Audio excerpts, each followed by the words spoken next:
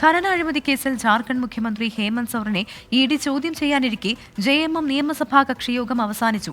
Hemant സോറനെ ED arrest ചെയ്താൽ ഭാര്യ കൽപ്പന സോറൻ മുഖ്യമന്ത്രിയായേക്കും. ഹേമന്ത് സോറൻ നാളെ ഇഡിക്ക് മുന്നിൽ ഹാജരാകുമെന്ന് ജെഎംഎം എംപി മഹുവ മാജി പറഞ്ഞു. वो पूरे कॉन्फिडेंस के साथ उन्होंने बात की और कहा कि ऐसा कोई डर नहीं है, मैं आ गया हूं और कल ईडी का सामना भी वो करेंगे।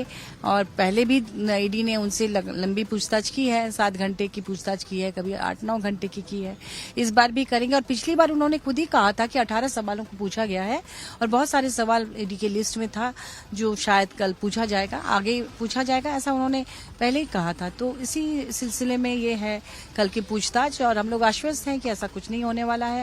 सरकार अपना कार्यकाल पूरा करेगी और आने वाले चुनाव में भी दमखम के साथ लड़ेगी। ആർ അച്യുതൻ ഡൽഹിയിൽ നിന്ന് ചേരുന്നുണ്ട്. അച്യുതൻ, നാളെ ഇഡിക്ക് മുന്നിൽ ഹേമന്ത് സോറൻ ഹാജരാകും. അതോടൊപ്പം തന്നെ ഇന്ന് ചേർന്ന നിയമസഭാ കക്ഷി യോഗത്തിൽ നിർണായകമായ തീരുമാനങ്ങൾ പാർട്ടി എടുത്തിട്ടുണ്ടോ?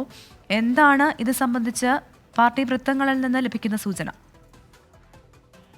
പ്രവിധ, ഈ ഖനന അഴിമതി കേസിൽ ഇഡി നടപടി കടുപ്പിച്ച സാഹചര്യത്തിലാണ് വലിയ രാഷ്ട്രീയ നീക്കങ്ങൾ ജെഎംഎം പാർട്ടിയുടെ നേതൃത്വത്തിൽ തന്നെ ഇപ്പോൾ പുരോഗമിക്കുന്നത്. ഇതിന്റെ ഭാഗമായാണ് ഇന്ന് നിയമസഭാ കക്ഷിയോഗം 7 മണിയോടുകൂടി ചേർന്നത്. അതിനുശേഷം ഈ മന്ത്രിസഭാംഗങ്ങളെ വിളിച്ചു ചേർത്ത ഒരു യോഗവും മുഖ്യമന്ത്രി ഹേമന്ത് സോറൻ നടത്തിയിരുന്നു. പ്രധാനമായും ഈ ഇഡിയുടെ നീക്കം തന്നെയാണ് ചർച്ചയായത്. ഒരുപക്ഷെ അറസ്റ്റ് പ്രതീക്ഷിച്ചുകൊണ്ടുള്ള ഒരു നീക്കമാണ് ഹേമന്ത് സോറന്റെ ഭാഗത്തു നിന്നുണ്ടാവുന്നത്. പിന്തുടർന്നുള്ള ഒരു നീക്കമാണ് ഇഡിയുടെ ഭാഗത്തു നിന്നും ഈ വിഷയവുമായി ബന്ധപ്പെട്ട് ഉണ്ടായിരിക്കുന്നത്. കാരണം ഡൽഹിയിലെത്തിയ ഹേമന്ത് സോറനെ തേടി ഇഡി സംഘം ഡൽഹിയിലെ അദ്ദേഹത്തിന്റെ വസതിയിലെത്തിയിരുന്നു. എന്നാൽ അദ്ദേഹത്തെ കാണുവാൻ കഴിഞ്ഞില്ല. തിരിച്ച് അദ്ദേഹത്തെ എയർപോർട്ടിൽ പ്രതീക്ഷിച്ച ഇഡിയെ അദ്ദേഹം മറികടന്നുകൊണ്ട് റോഡ് മാർഗമായിരുന്നു തിരിച്ച് റാഞ്ചിയിലേക്ക് അദ്ദേഹം എത്തിയത്.